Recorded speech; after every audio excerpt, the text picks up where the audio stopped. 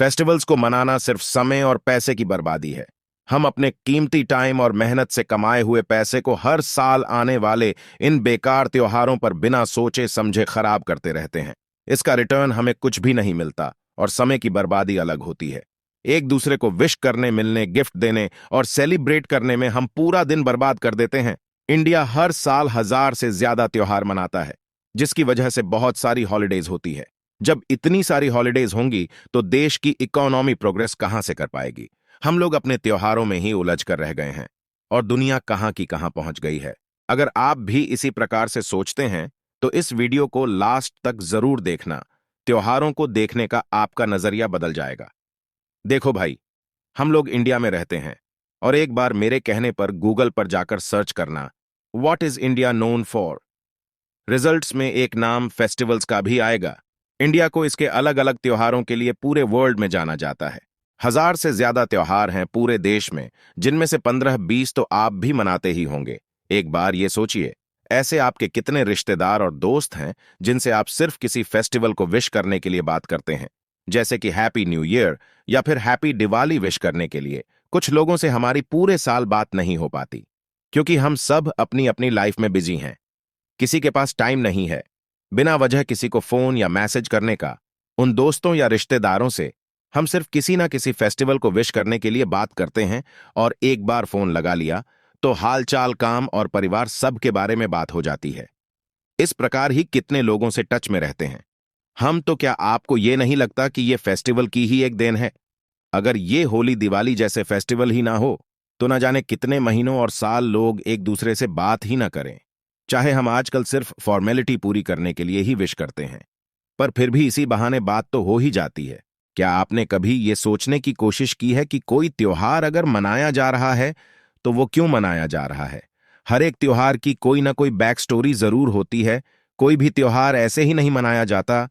कुछ त्योहार के बारे में तो हमें पता होता है कि ये क्यों मनाया जाता है, जैसे कि दशहरा और दिवाली, पर बहुत सारे त्योहारों के बारे में तो हमें पता ही नहीं होता कि ये क्यों मनाया जाता है। जैसे आप में से शायद ही कोई ये जानता हो कि होली क्यों मनाई जाती है। हमें त्योहार के पीछे की मान्यता, इतिहास कुछ भी नहीं पता होता और हम कहने लगते हैं कि ये सब त्योहार मनाना बेकार है। मेरे भाई, अगर लोग किसी त्योहार को मना रहे हैं तो किसी वजह से ही मना रहे हैं। किसी त्योहार के पीछे कोई याद, कुर्बानी, जीत हार, किसी महापुरुष का जन्म या और कई कारण हो सकते हैं। इन त्योहार के माध्यम से कम हम पास्ट में हुए इवेंट्स को याद तो रख पाते हैं। जानता हूं कि हर त्योहार के बारे में हमें जानकारी नहीं होती है, तो इसीलिए तो ये चैनल बना है मेरे भाई। देश के हर बड़े छोटे त्योहार पर बात करते हैं हम इस चैनल पर, तो सब्सक्राइब जरूर कर लेना। जो लोग त्योहारों को वेस्ट ऑफ टाइम समझते हैं, क्या आपने कभी ये सोचा है कि कितने लोगों के घर चलते हैं इन त्योहारों की वजह से? दिवाली पर पटाखे, डेकोरेशन का सामान, गिफ्ट्स बेचने और बनाने वाले इन त्योहारों की वजह से ही अपना घर चला रहे हैं। होली पर रंग बेचने और बनाने वाले सिर्फ त्योहारों की बदौलत अपने घर चलाते हैं। कितने और त्योहार और मेले पूरे देश में लगते हैं, जिनमें हजारों लोग स्टॉल्स और दुकानें लगाते हैं। ये लोग पूरे साल फेस्टिवल का वेट करते हैं ताकि इनकी भी कमाई हो सके। आपने किसी मेले में बच्चों वाले झूले तो देखे ही होंगे। वो लोग भी तो इन त्योहारों और मेलों की वजह से ही अपना रोजगार चला रहे हैं। पूरे देश में बड़े स्केल पर ये फेस्टिवल्स और फेयर्स लोगों को रोजगार देते हैं और इसकी इंपॉर्टेंस भारत जैसे देश में तो कहीं ज्यादा है, जहां बेरोजगारी देश के हर कोने में है। अगर आप एक फॉरेन टूरिस्ट के नजरिए से देखोगे तो इंडिया के साथ एक शब्द हमेशा जोड़ा जाता है, कल्चर। ज्यादातर जो फॉरेनर्स इंडिया घूमने आते हैं वो इंडियन कल्चर को एक्सप्लोर करने आते हैं। और आप खुद सोचिए, अगर आप इंडियन कल्चर को एक्सप्लोर करना चाहते हैं तो इंडियन फेस्टिवल्स से बेहतर क्या हो सकता है? फेस्टिवल्स इंडिया में टूरिज्म को बढ़ाने में बड़ा योगदान देते हैं।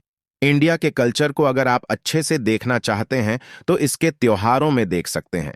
हर एक रिलीजन के तौर तरीकों की झलक को उस रिलीजन के त्योहारों के सेलिब्रेशन में देखा जा सकता है।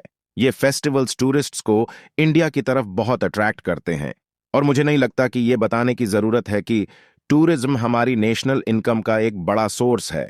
और टूरिस्ट की बात तो बाद में आती है। पहले तो ये फेस्टिवल हमारे देश को, लोगों को आपस में जोड़कर रखते हैं।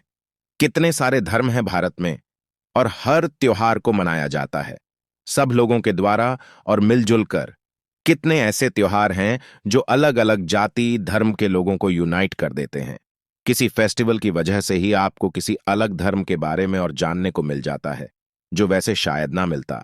एक दूसरे के धर्म, रीति रिवाज, मान्यता के बारे में जानने का अवसर सिर्फ फेस्टिवल्स में ही मिलता है। और अगर आपको फेस्टिवल्स की इंपॉर्टेंस अभी भी समझ नहीं आई ना, तो किसी जॉब वाले बंदे से पूछ के देखना, जो वेट करते हैं इन त्योहारों का, ताकि कुछ समय उन्हें अपने और अपने परिवार के साथ बिताने को भी मिल जाए। रोज सेम रूटीन से एस्केप दिलाने का काम करते हैं। ये फेस्टिवल्स उनकी बिजी और टेंशन भरी लाइफ में कुछ पल सुकून के लेके आते हैं। फेस्टिवल्स की प्लानिंग, शॉपिंग, डेकोरेशन और सेलिब्रेशन करने का मजा आपको और कहाँ मिलेगा। फेस्टिवल पर ऐसी यादें बनती हैं जो सारी उम्र आपके साथ रहती हैं। और माना कि पैसा कमाना भी जरूरी है, पर सिर्फ पैसे के लिए हमारे फेस्टिवल्स को भूल जाना ठीक नहीं है। आखिर में बस इतना कहना चाहूंगा कि अगर कोई फेस्टिवल मना रहे हो तो उसकी बैक स्टोरी के बारे में जानने की कोशिश जरूर करो। सिर्फ फॉर्मेलिटी पूरी मत करो। किसी को विश कर रहे हो तो दिल से करो। अपने ट्रेडिशन को मत भूलो। ये हमारा ट्रेडिशन ही है जो हमारे देश को एक अलग पहचान देता है। बाकी आपकी इच्छा। अगर वीडियो पसंद आई हो तो शेयर जरूर कर देना।